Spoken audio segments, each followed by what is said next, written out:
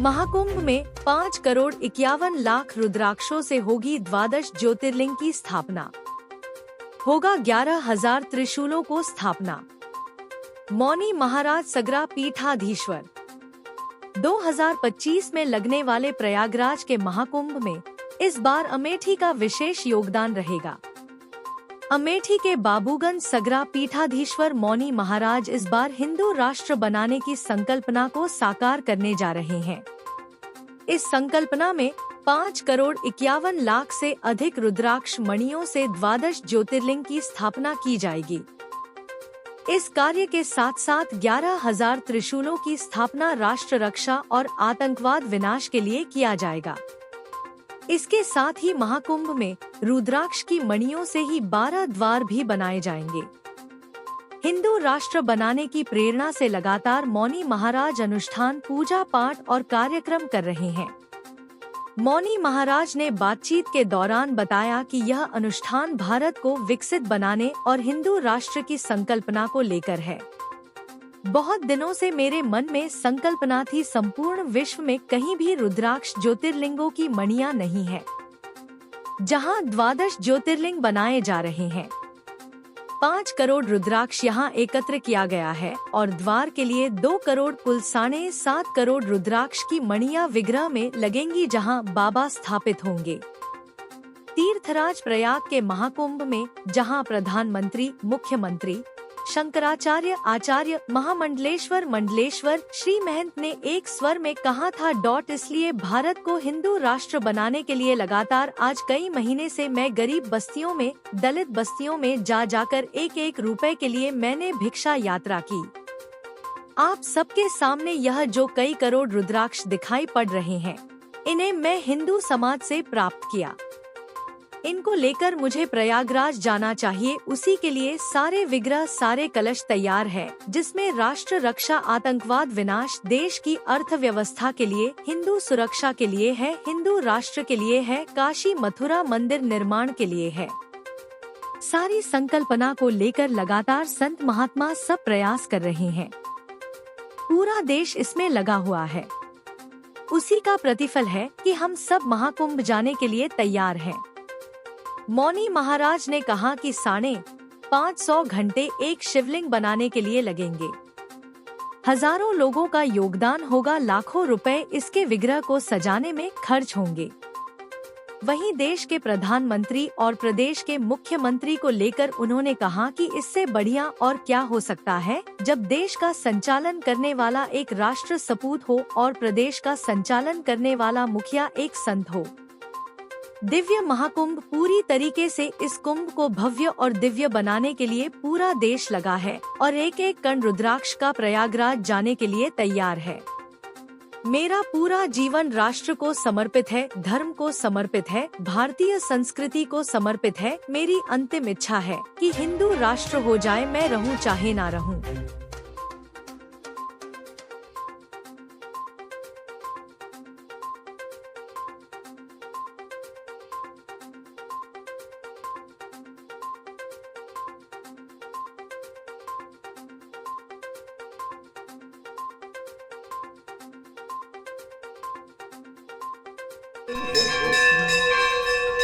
शंभो दिगंबर महादेव, शंभो दिगंबर महादेव, शंभो दिगंबर महादेव, शंभो।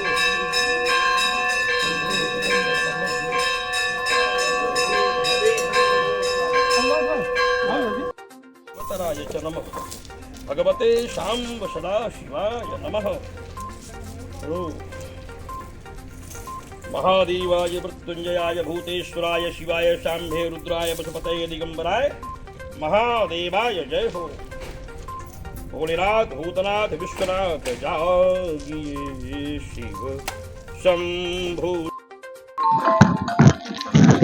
क्या तैयारी है, कब आप यहाँ से निकलने का आपका अनुष्ठान है और क्या व्यवस्था हुई है आपके लिए वहाँ पर? 1 दिसंबर को ही मुझे चला जाना चाहिए था, आज 9 दिसंबर हो गया और अब तक मेरा प्रशासन से लेकर सरकार तक कहीं भी किसी ने भी कोई ऐसी सूचना और व्यवस्था नहीं दी है। लगातार हमारे प्रबंधक, हमारे मैनेजर, हमारे सचिव, सब लोग आज भी सभी लोग वहां प्रयागराज में हैं और अब तक कहीं भी कोई भी जमीन शिवलिंग बनाने के लिए नहीं मिली है, क्योंकि जहां भी बना करके हिंदू राष्ट्र की पूजा की जा सके और राम मंदिर की तरह काशी मथुरा मंदिर निर्माण का संकल्प हो, आतंकवाद विनाश हो, और जो सबसे बड़ी बात है, जो लौह की शिवलिंग बना करके बांग्लामुखी हिंदुओं की रक्षा के लिए नरसंहार को रोकने का संकल्प है, पूरा किया जा सके, उसके लिए हमें ना तो मेरा प्रशासन ने और न सरकार ने तनिक भी कोई आश्वासन नहीं दिया है, जिससे हम सब व्यथित हुए हैं। और अब तो कोई स्थिति नहीं है, अब तो एक चीज बचा है, या तो जीवन शांत हो जाए या फिर हम तो प्रधानमंत्री जी के यहाँ जाकर के बैठ जाएं, क्योंकि जिनकी प्रेरणा से इतना बड़ा हम लोगों ने संकल्प लिया है, मुख्यमंत्री जी से प्रेरणा लिया, शंकराचार्य से लिया, धर्म संसद से लिया कि देश बचाओ, राष्ट्र बचाओ, हिंदू राष्ट्र बनाओ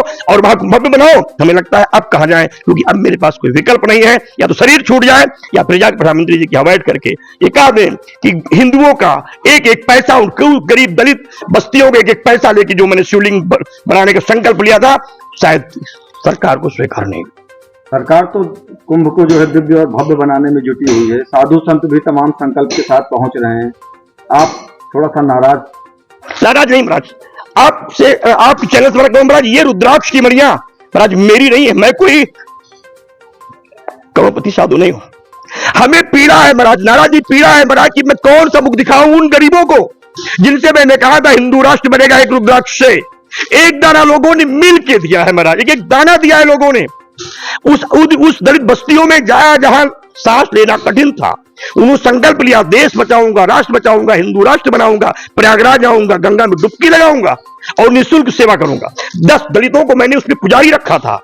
आज जो सारे लोग हमसे पूछते हैं तो मेरे पास बोलने के लिए कुछ नहीं है, तब आप बताइए कि हम नाराज है महाराज की मेरी पीड़ा है। मैं इतना सर्व से डूब रहा हूं कि मैं हिंदू राष्ट्र के लिए जगह मांगा और हमारी भाजपा की सरकार जो केंद्र और प्रदेश में है, उनके अधिकारियों ने हमें हिंदू राष्ट्र के लिए जगह नहीं दिया। इससे बड़ा दुर्भाग्य क्या हो सकता है।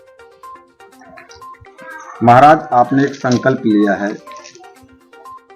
उसको लेकर के तैयारी की जा रही है। 5.5 करोड़ रुद्राक्ष संगम में आप शिवलिंग स्थापित करेंगे, क्या पूरा अनुष्ठान है ये?